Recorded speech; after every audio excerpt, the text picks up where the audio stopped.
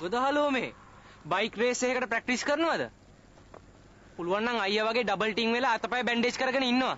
එතකොට හරි. Double tin වෙලා ඉන්නේ. මේ මට පාඩම් කරන්න යන්න ඕනේ. එනවා නම් එන්න ටින් ටින් ගන්න නැතු.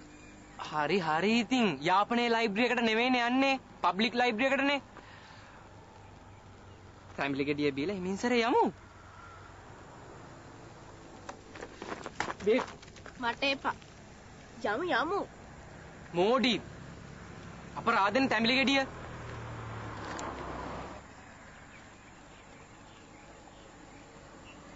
ඇයි යෝ මේ උදේ පාන්දර තැඹිලි බොන්නේ?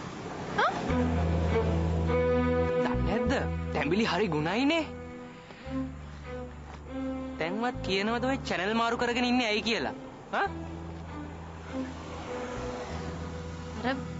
අර මෝඩයා ආපහු ඔෆිස් කට් කරන්න පටන් ගෙන. මං ඔයාට කිව්වේ එක්සෑම් වුණා මට ඔෆිස් යන්න වෙයි කියලා. එක්සෑම් එකෙන් පස්සේනේ.